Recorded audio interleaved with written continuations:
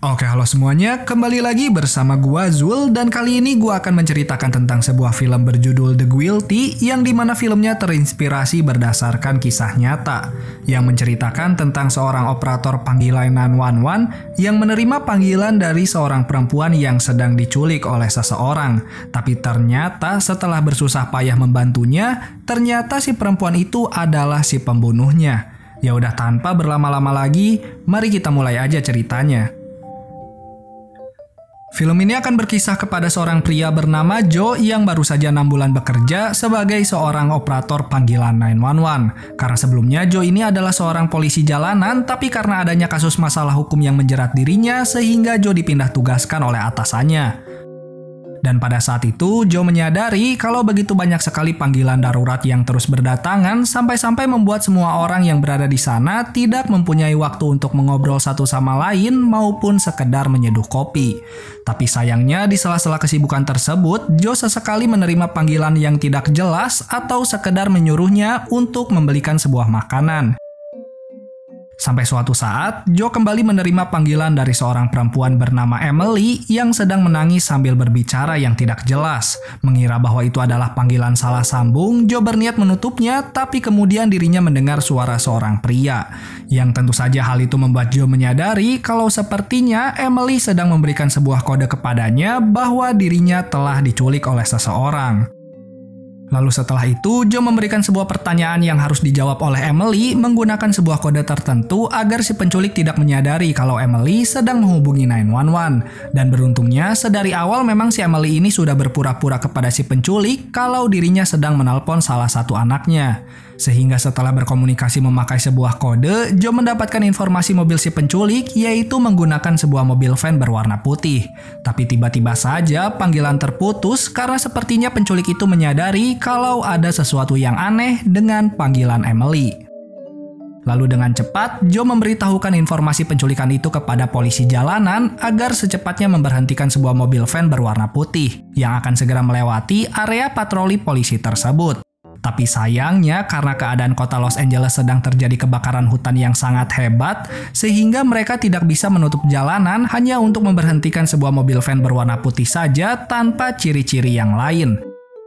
Dan walaupun Joe bersikeras menyuruh mereka untuk berusaha mencari mobil van tersebut, para polisi itu tetap menolak karena mereka juga sedang sibuk mengurus lalu lintas jalanan untuk mengevakuasi para warga di sana, dan tidak mungkin menutup jalanan hanya untuk menyelamatkan satu nyawa saja. Joe yang mendengar hal itu kemudian mau tidak mau mencoba mencari informasi tambahan lewat data kepolisian tentang Emily, di mana di sana Joe menerima alamat dan juga nomor telepon rumahnya. Lalu setelah dihubungi, panggilan itu diangkat oleh seorang anak kecil bernama Abby yang merupakan anak kandung dari Emily dan baru saja berusia 6 tahun. Mendengar suara anak kecil, dengan perlahan Joe menanyakan tentang kedua orang tuanya, yang dijawab dengan ketakutan oleh Abby kalau mereka berdua sedang tidak ada di rumah, meninggalkan dirinya dan juga adiknya yang sedang tertidur di dalam kamar. Mendengar cerita dari Abby, Joe langsung mencari tahu informasi dari suaminya Emily yang ternyata bernama Henry di dalam data kepolisian, di mana di sana Joe mendapatkan semua data pribadi dari Henry dan juga rekam jejak kasus kejahatannya. Dengan hal itulah Joe semakin yakin kalau suaminya Emily lah yang sedang melakukan kekerasan dalam rumah tangganya. Mulai dari situ, Joe akhirnya bisa memberikan informasi nomor plat mobil yang sedang dikendarai oleh Henry dan juga Emily kepada polisi jalanan, sambil mencoba menyuruh beberapa polisi yang lain untuk pergi ke sebuah alamat tempat di mana Abby dan juga adiknya ditinggal sendirian. Tapi sayangnya dikarenakan kebakaran yang sedang terjadi, lagi dan lagi mereka tidak bisa melakukan hal tersebut, tapi yang pasti mereka akan melakukannya jika pekerjaan telah selesai. Sehingga membuat Joe semakin kesal yang membuat perilakunya itu mengganggu keadaan tempat kerjanya, karena memang si Joe ini mempunyai emosi yang sulit untuk dikendalikan sehingga dirinya memutuskan untuk pindah ruangan. Sambil mencoba menghubungi salah satu polisi atasannya pada saat masih bekerja di jalanan untuk mengirimkan bantuan kepada tempat tinggal kedua anaknya Emily.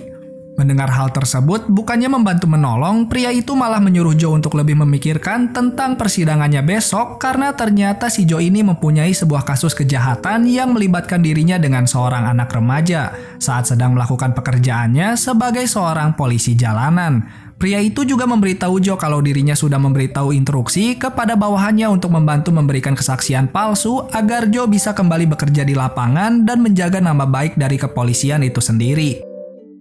Mendengar hal itu, Joe kembali terdiam sambil memikirkan kejadian masa lalunya yang membuat dirinya harus dipindah tugaskan sebagai seorang operator panggilan 911. Dan setelah itu, Joe mencoba menghubungi mantan istrinya untuk menanyakan kabar tentang dirinya dan juga anak perempuannya. Karena setelah kasus Joe tersebut terjadi, dirinya harus berpisah dari keluarganya yang membuat Joe semakin temperamental sehingga atasannya memberikan konsultasi gratis kepada Joe untuk bertemu dengan seorang psikolog. Lalu kemudian Joe mengingatkan Jess kembali untuk datang tepat waktu di persidangannya besok untuk memberikan kesaksian palsu. Yang pada awalnya Jess tidak mau membantu, tapi karena setiap harinya Joe terus memaksa dan Jess yang merasa kasihan, akhirnya dia berjanji untuk datang ke persidangannya besok sesuai dengan permintaan Joe. Telepon pun ditutup, lalu Joe menghubungi salah satu temannya bernama Rick yang akan memberikan kesaksian palsu pada besok hari. Di sana Joe menyadari bahwa Rick sedang berada di salah satu bar, di mana hal itu membuat Joe mengingatkannya agar jangan terlalu banyak minum agar persidangannya tersebut berjalan dengan lancar. Sama halnya dengan mantan istrinya Joe, si Rick ini juga merasa takut jika kebohongannya nanti terbongkar. Yang tentu saja Joe menenangkan Rick bahwa semuanya akan baik-baik saja sesuai dengan rencana yang sudah disiapkan. Lalu setelah keadaan mulai tenang, Joe meminta bantuan temannya itu pergi ke apartemennya Henry untuk mencari informasi di sana. Karena Henry dan juga Emily sudah bercerai dan tinggal di rumah masing-masing. Tapi di saat yang bersamaan, Abby kembali menelpon. Di mana di sana Abby memberitahu kalau para polisi itu akhirnya datang. Mendengar hal itu, Joe lalu meminta Abby untuk memberikan teleponnya itu kepada salah satu polisi di sana. Yang kemudian tanpa diduga-duga terdengar suara si polisi yang sedang panik karena melihat ada bekas darah di tangan dan bajunya Abby. Yang ternyata setelah ditelusuri, darah tersebut berasal dari Oliver, adiknya Abby. Hal itu tentu saja membuat Joe tidak percaya dengan apa yang terjadi. Lalu dia mendengar kembali bahwa Oliver sudah dalam keadaan tidak sadarkan diri dengan luka di perutnya dan panggilan pun terputus. Joe yang merasa yakin kalau itu adalah perbuatan dari Henry, kemudian dengan nekat mencoba menghubunginya secara personal. Di mana di sana Joe mengaku telah mengetahui apa yang telah dilakukan oleh Henry kepada keluarganya. Joe mengatakan bahwa cepat atau lambat mereka bisa menangkap Henry dan memasukkannya kembali ke dalam penjara. Bahkan Joe berharap lebih dari itu, bahwa Henry harus dipidana hukuman mati. Telepon pun terputus, tapi beberapa saat kemudian Emily kembali menelpon. Lalu Joe menanyakan beberapa hal seperti apakah mereka melaju dengan sangat cepat dan juga tentang sabuk pengaman. Emily kemudian menjawab kalau mobilnya memang melaju dengan sangat cepat sampai-sampai Emily ketakutan dan juga tanpa sabuk pengaman. Mendengar hal itu, Joe langsung menyuruh Emily untuk memakai sabuk pengaman dan menarik rem tangan pada saat itu juga. Beberapa saat kemudian, Emily kemudian menghubungi Joe kembali sambil berkata kalau rencananya itu gagal karena sekarang Emily sedang dikurung di bagian belakang mobil. Dengan ketakutan, Emily terus saja menangis yang kemudian segera ditenangkan oleh Joe kembali. Di sana, Joe menanyakan kepada Emily benda keras apa yang berada di dekatnya. Dan setelah dicari, ternyata ada sebuah batu bata besar yang cukup keras. Lalu Joe kemudian menyuruh Emily untuk bersiap-siap kalau mobil berhenti dan Henry membuka pintu belakang mobil, maka pada saat itulah Emily harus memukul Henry sekuat tenaga dan segera kabur dari sana. Mendengar hal itu, bukannya merasa tenang, Emily malah menangis sejadi-jadinya karena takut rencananya itu gagal dan dikurung kembali oleh Henry di suatu tempat. Mereka pun terdiam sejenak sampai pada akhirnya Joe menanyakan tentang makanan kesukaan ataupun beberapa kegiatan yang disukai oleh Emily untuk dilakukan setiap harinya. Yang sehingga Emily pun kembali merasa tenang dan bersyukur bahwa dirinya bisa mengobrol dengan Joe yang telah membantunya sampai pada saat ini. Emily kemudian curhat kepada Joe bahwa dirinya tidak tahu kenapa Henry membawanya pergi, padahal tadi Emily hanya sedang bermain dengan Oliver anaknya untuk mengeluarkan ular dari dalam perutnya saja. Mendengar hal tersebut, Joe mulai kebingungan dan meminta Emily untuk menceritakan semuanya yang terjadi di dalam rumahnya. Di mana di sana, Emily memberitahu kalau seharian itu, Emily melihat Oliver yang sedang menangis kesakitan seperti sedang sakit perut. Maka dari itu, Emily yang merasa kalau ada ular di dalam perut Oliver, kemudian memutuskan untuk membelah perut anaknya dan betapa leganya setelah mendengar kalau Oliver sudah berhenti menangis. Yang ternyata selama ini dugaan Joe salah.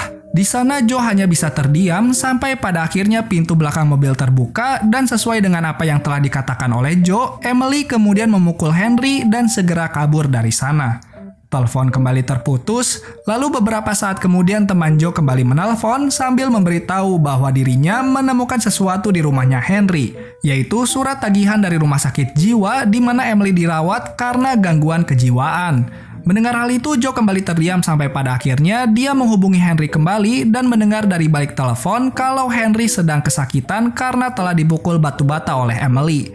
Henry juga mengatakan kalau Emily sudah kabur entah kemana dan mencoba menceritakan tentang tujuannya membawa Emily kepada Joe, yaitu untuk membawanya kembali ke rumah sakit jiwa walaupun dirinya tidak bisa membayarnya. Tetapi meskipun begitu, Henry tetap nekat membawanya ke sana dan tidak mau menghubungi pihak kepolisian karena takut Emily dipenjara sepertinya. Walaupun mereka sudah bercerai, tetapi Henry masih menyayangi Emily karena mau bagaimanapun dia adalah ibu dari kedua anaknya. Sedari awal memang karena Henry ini adalah mantan narapidana dan karena hal itulah susah mencari pekerjaan, maka Henry mencoba merawat Emily tanpa membeli obat yang dibutuhkan, tapi seiring berjalannya waktu, keadaan Emily semakin memburuk yang pada akhirnya membuat Henry kehilangan Oliver putranya sendiri. Telepon kembali terputus, Joe yang merasa bersalah kemudian meluapkan emosinya itu dan beberapa saat Emily kembali menelpon sambil berkata bahwa dirinya sedang berada di atas flyover sambil ketakutan karena sekarang dia sadar ada bekas darah di tangan dan bajunya. Tapi dia masih tidak tahu darah itu berasal dari siapa. Awalnya Emily mengira bahwa darah itu berasal dari Henry, tapi kemudian Emily menyadari kejadian di rumahnya dengan Oliver. Emily menangis menyesali perbuatannya dan berkata bahwa dirinya ingin terjun dari sana untuk bertemu dengan Oliver. Mendengar hal tersebut, Joe kemudian menenangkan hati Emily kembali dengan berkata bahwa dirinya pernah membunuh anak remaja yang diduga oleh Joe telah melakukan kejahatan. Di sana Joe menceritakan dosanya yang ditutupinya selama ini yang membuat dirinya harus dipindah tugaskan dan membuat orang-orang terdekatnya menjadi seorang pembohong. Karena beberapa bulan yang lalu, di saat Joe masih bekerja sebagai seorang polisi jalanan, tanpa sengaja dirinya menembak anak remaja di jalanan hingga tewas, padahal anak tersebut masih belum terbukti bersalah. Memang tidak diketahui pasti melakukan kejahatan apa, tapi karena itulah Joe meminta Emily untuk tetap hidup karena masih ada orang-orang yang masih mencintainya seperti Abby yang masih menunggunya di rumah. Tapi kemudian telepon kembali terputus setelah Emily mendengar suara mobil polisi dari bawah. Di sana Joe merasa ketakutan bila Emily melakukan hal yang tidak harus dilakukan. Beberapa kali Joe mencoba menghubunginya kembali sampai pada akhirnya telepon itu dijawab oleh seseorang yang berasal dari kepolisian. Di mana di sana polisi itu memberitahu Joe bahwa Emily berhasil selamat karena dirinya sengaja turun dari sana setelah mengaku telah mengobrol dengan Joe. Apalagi setelah itu Joe mendapatkan kabar bahwa anak kedua dari Emily yaitu Oliver berhasil diselamatkan dan sekarang sedang dirawat di rumah sakit. Mendengar hal itu hati Joe pun tenang dan segera pergi ke toilet untuk mencerna semua kejadian ini.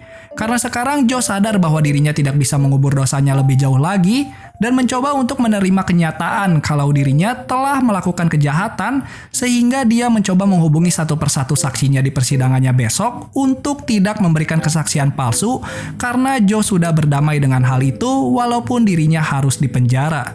Dan film pun akhirnya selesai. Terima kasih sudah menonton video ini. Bagaimana nih filmnya menurut kalian? Bagus? Jelek? Atau biasa aja? Jangan lupa juga untuk tulis komentar di bawah siapa tahu kalian ingin request film tertentu untuk gua ceritakan di next video. Ya udah nama gua Zul, izin pamit dari pendengaran telinga kalian. Dan ya bye-bye.